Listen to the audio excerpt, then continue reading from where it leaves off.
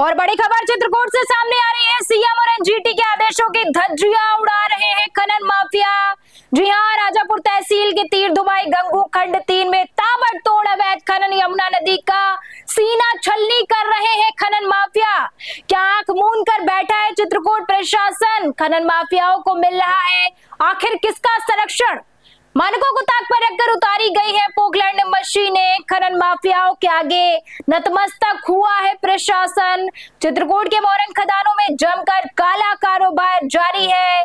माफियाओं को खाड़ फेंकने की बात कहते हैं सीएम योगी। चित्रकूट में सीएम योगी के आदेशों को ठेंगा दिखा रहे हैं माफिया। बंद कमरों में एसी की हवा खा रहे हैं खनिज अधिकारी रणवीर सिंह चौहान। जी हाँ, ये बड़ी खबर चित्रकूट से सामने आ रही है। डीएम पुलकित गर्ग को भी माफियाओं की खुली चुनौती है। जी हाँ, ये बड़ी खबर चित्रकूट से सामने आ रही है। माफियाओं को खाड़ फेंकने की बात कहते हैं सीएम योगी। चित्रकूट में सीएम योगी के आदेशों को खुलेआम ठेंगा दिखा रहे हैं माफिया। चित्रकूट के मोरंग खदानों में जमकर काला कारोबार जारी है। मानकों को ताक पर रखकर उतारी गई है पोकलैंड मशीनें। खनन माफियाओं के आगे नतमस्तक हुआ है प्रशासन। खनन माफियाओं को मिल रहा है आखिर किसका संरक्षण? आपको बता दें कि यह बड़ी खबर चित्रकूट से सामने आ रही है और इस खबर पर विशेष जानकारी के लिए हमारे साथ सीधे जुड़ चुके हैं हमारे संवाददाता पवन पांडे जी। पवन जी, क्या अपडेट है इस खबर पर? पूरी जानकारी आप हमको दीजिए। देखिए, पूरा मामला राजापुर तहसील अंतर्गत का है, जहाँ पे तीर धुमाई गंगू खंड संख्या 3 में यह अवैध खनन हो रहा है। यमुना नदी के बीच जलधारा से लगातार हैवी वेट मशीनों से बालू का खनन कारोबार ये सिंडिकेट बड़ा चल रहा है। हालांकि लगातार मीडिया में खबरें चलाने के बावजूद भी अभी तक प्रशासन ने इस मामले में कोई एक्शन नहीं लिया गया है। पवन जी, जिस तरह से खुलेआम अवैध खनन हो रहा है, क्या मौके पर प्रशासन पूरी तरह से नदारद नजर आ रही है? जी बिल्कुल, कहीं ना कहीं खनन माफिया को स्थानीय प्रशासन का जो डीएम की टास्क फोर्स है वो कहीं ना कहीं संरक्षण प्राप्त है। स्थानीय प्रशासन पूरी तरीके से खनन माफिया के आगे बेबस है। लगातार जिस तरीके से आप तस्वीरें आप तो देख सकते हैं, तस्वीरें साफ तौर पर बयां कर रही हैं कि पूरी तरीके से संरक्षण प्राप्त है खनन माफिया को प्रशासन का। पवन जी, मुख्यमंत्री की बात करते हैं। मुख्यमंत्री के सख्त आदेशों के बावजूद माफियाओं के हौसले बुलंद नजर आ रहे हैं। जमीनी हकीकत क्या है, आप बताइए हमको जरा।